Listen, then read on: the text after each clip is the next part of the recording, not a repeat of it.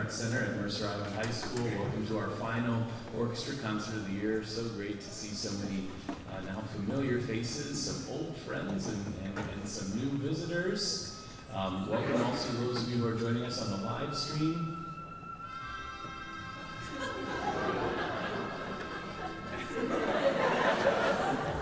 All right. Going with the 1920s. Well, we will have some trumpets later on in the program, with just a push vibrato, I'm sure. But we're going to start off with our freshman orchestra, the Philharmonic. It's been a real joy to watch all of these ninth graders blossom over the course of the year. And we picked some rip-roaring tunes to end things with. So if you feel the urge to get out of your seat and dance a little bit, I hope you don't stop yourself. And I hope you feel that urge even if you do manage to stop yourself. We're going to start with a piece called The Creation of Stonehenge that imagines how that massive artifact might have been built. And then we're going to feature the winner of our raffle to conduct the orchestra. Aiden is going to join us on stage and take us through Central Coach Special. So please welcome to the stage our Philharmonic Orchestra.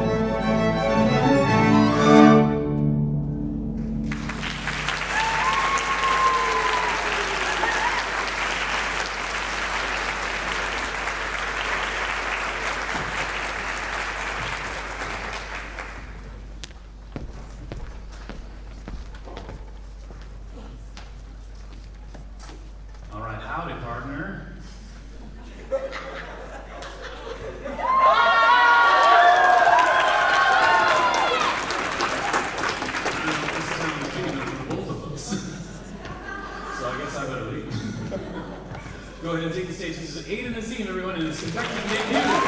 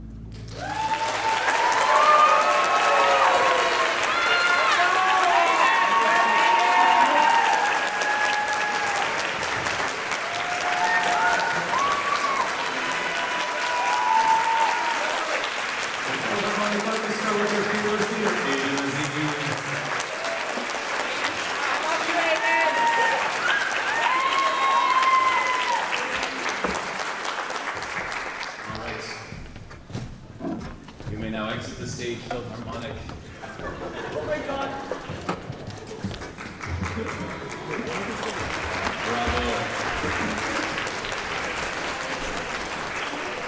And while the Symphonic Orchestra is coming up to the stage, I want to extend a couple of thank yous. Thank you so much to the many of you who are the supporters of our program.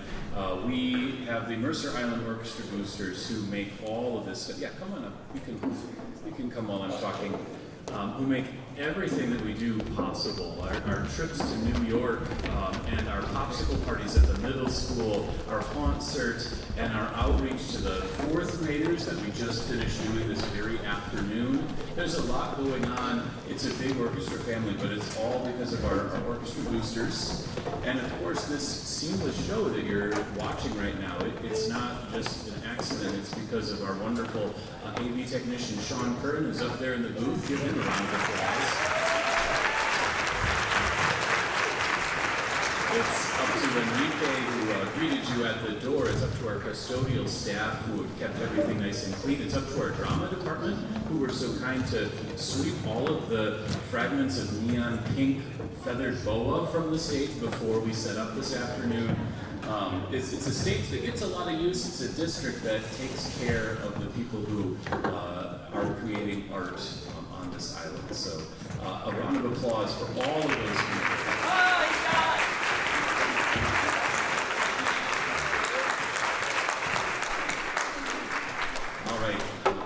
now is our Symphonic Orchestra. We're going to start with a piece called Catharsis, another fiddly dance tune that I hope you enjoy, and then an extremely rhythmically challenging piece called Impact. This is the Symphonic Orchestra.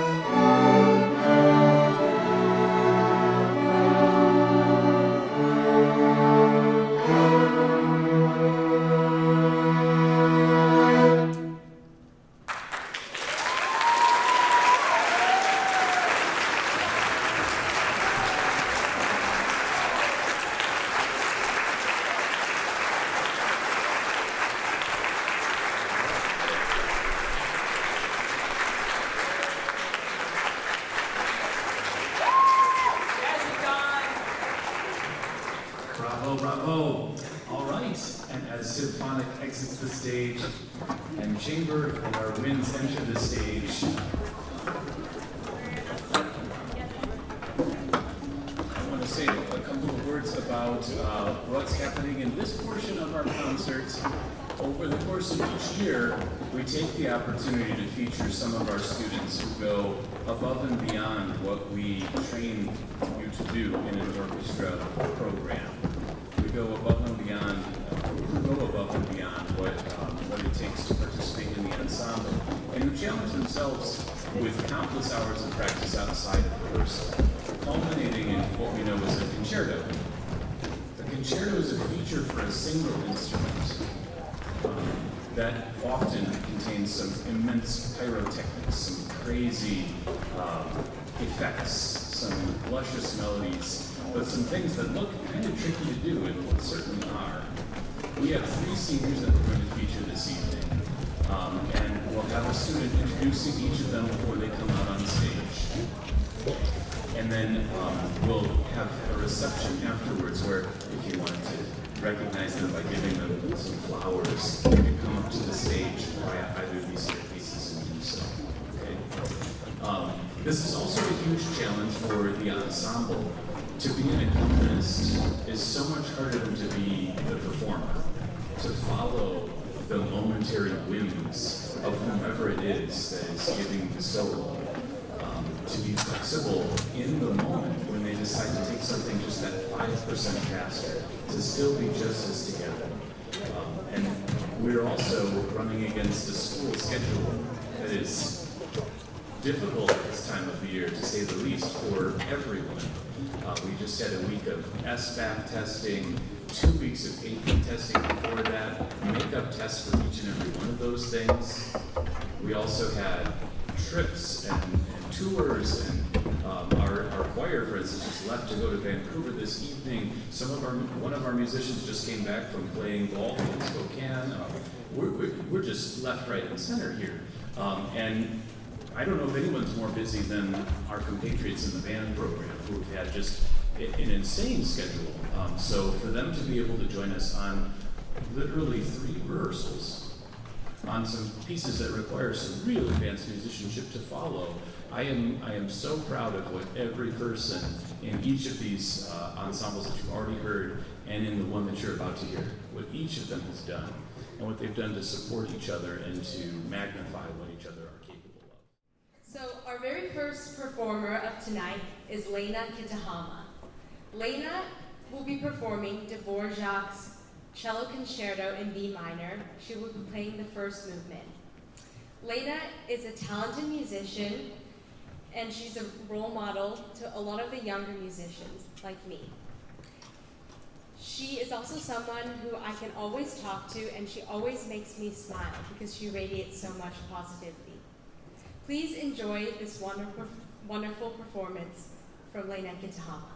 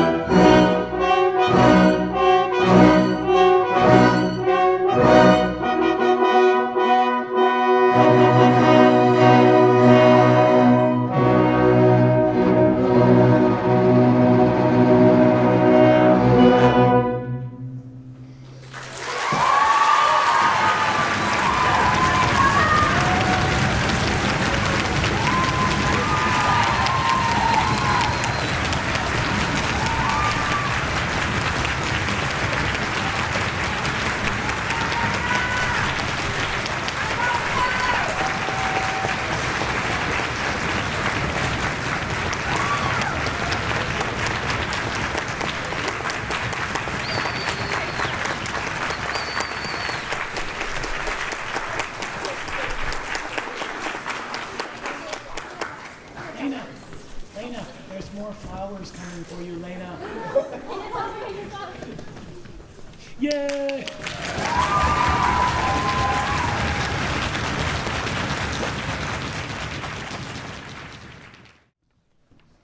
For our next performance tonight, the Chamber Orchestra's very own concertmaster, Cindy Liu, will be playing the Butterfly Lovers Violin Concerto for all of you tonight. For a quick intro on Cindy Liu tonight, she is a very special person to me. She's been there for my entire high school career, from helping me through logistics from the orchestra board to fun things outside of school. She's always there when I need her, and she's just one of the most reliable people I know. I hope you enjoy the concert tonight. Please welcome Cindy Liu for the Butterfly Violin Concerto.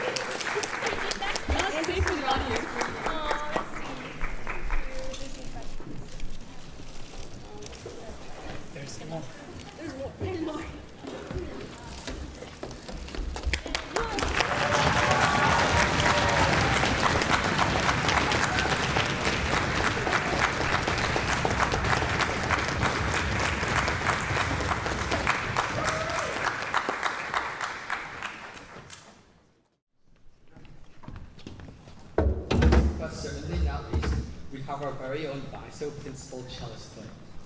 This evening, he will be performing Bach's Hungarian Rhapsody. Elliott Sato is an incredibly gifted artist, and it's an absolute privilege to play with him. He is also a talented hockey player and just a fun guy to be around. But most importantly, he likes sleeping in math class. Enjoy.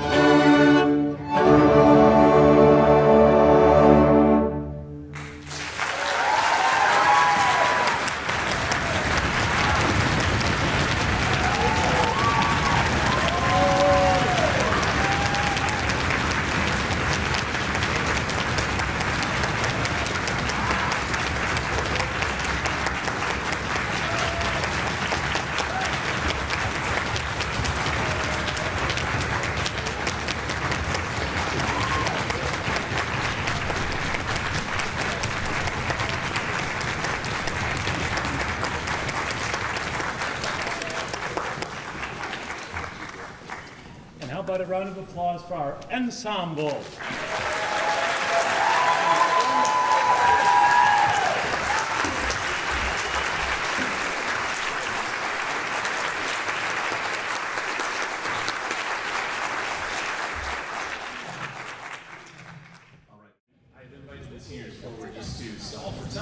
Frankly, but also because this is a special moment for all of you. You have been a part of this program for so many years. You've been a part of this program through multiple directors. It has left, in some way, shape, or form, a mark on your lives, and I hope that that mark has a meaning that carries you through the next several years of your life and the next stage of your life. And I'd love for you to introduce to us what that next stage will entail. Christopher Brown, where are you headed next year? I'm headed to UW. This is Derek Blue. Where is the next year taking you? I'm also going to UW. Joshua Ye, where are you off to? I'm heading to UMass Amherst. Gary, where are you going to? University of British Columbia. Luke Upson. I'm going to Reed College. Charlene Strata. I'm going to Catholic University of America. Manny DeQueen. Elise Rogers. Going to University of Washington. Cindy Liu. I'm going to New York University. Leyna Kitahama. I'm going to Northwestern University. And Elliott Sato.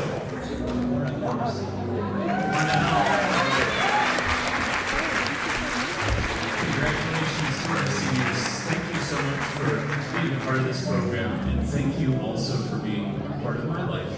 I've appreciated getting to know you and being the third in a string of directors over your experience here, and you've had a positive impact on me, and I don't intend to forget that. I look forward to seeing the beauty that you create and bring to the world, and the invention and the charm and the wit and the intelligence. I know that you're going to change the world, and gosh darn it, we need that. So, not a moment too soon, all of you. Thank you. Thank you once again.